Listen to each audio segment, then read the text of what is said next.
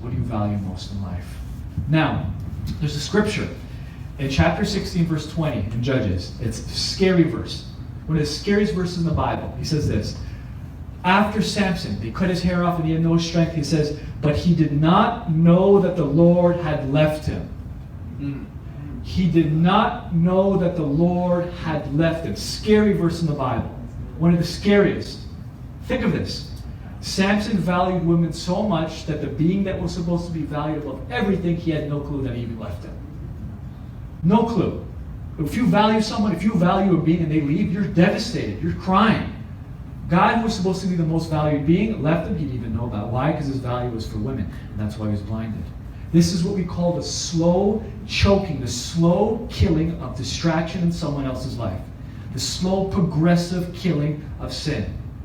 If you get a frog, and I put a frog in hot boiling water, you know what's going to happen to the frog? It's going to jump right out. If I get a frog and I put in lukewarm temperature water and I boil it, you know what's going to happen? It's going to stay there and it's going to slowly die. And this is what we call the slow killing of distraction in someone else's life. The slow killing. Your focus is always conformed to what you value. Think of it. Think of what you value today. You can say, God, but again, what do you truly value? Your focus is always conformed to what you value most in life. Remember, if Samson valued God, he would have been devastated if God left him. Do you know that God calls us to value Christ above everything in this world? Not just believe, but value. Jesus looks at his disciples in Matthew chapter 10. You know what he says? He says, if you love father and mother more than me, you are not worthy of me. If you love son or daughter more than me, you are not worthy of me. This is not just believe, this is value, this is treasure. Think about it. 11 of the 12 disciples of Christ, they died by being a martyr. They got killed. They had their heads cut off. They were thrown in hot boiling water or oil. Tradition says that Peter was crucified upside down in front of his wife. I'm saying you don't do that just because you believe something is true. You die because you treasure something. You value something. You see? And Christ, what his expectation for us is to value him above everything. You see? Now, would we look at this and be like, this is a high expectation? Would we say that? Think of it. Don't just believe, but value. If you love father and mother more than me, you are not worthy of me. That's a high expectation. But you know what happens in society? You know what happens in our culture? We slowly take that high standard of what Jesus had, and we slowly lower it. We slowly lower it, and all of a sudden, it comes to the point where we're right here. And now it's like you just come into a church, you just sign a piece of paper, and you're a Christian. You're a disciple of Jesus. You just believe in God, and you're a Christian. But all of a sudden, remember, we're at this low standard right here. When someone takes this low standard, and all of a sudden puts it back to the expectations of what Christ originally had, you know what people look at that person? They look at that person and be like, you're a radical. You're a fanatic. When Jesus, this was supposed to be the normal understanding of Christianity. This is normal. Not a radical fanatic. No, this is what's called normal. We're called to value Christ above everything. You know what God does sometimes in our life? He shakes our world. He shakes our world to the point where he puts value into priority. You see that? You go through a situation, all of a sudden value comes into priority right in front of you.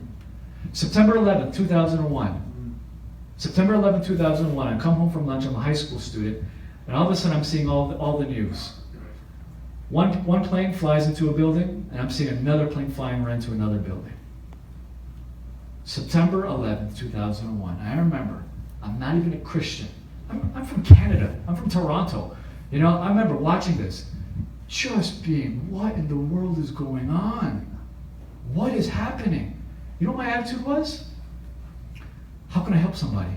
I just want to help. Can I hold your pen? Can I hold your pen for you? Wally, can I hold your football when you walk around, Wally? Is that okay? I just want to help somebody. I just want to help somebody. Why? Because value was put into priority.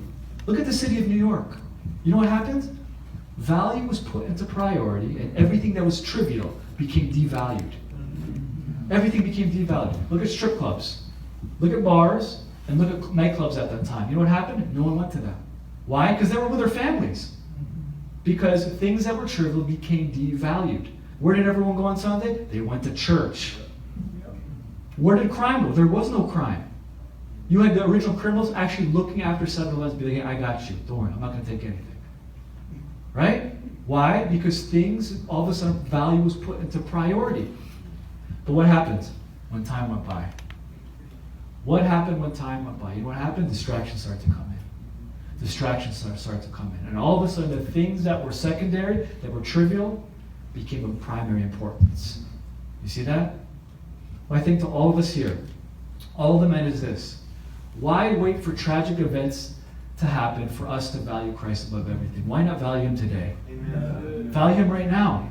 Why wait for some tragic event to happen for all of a sudden for us to value him above everything? Today, make that choice to value Christ above everything. Remember, that's the one thing you have full control over. You see that? What you value feeds your focus.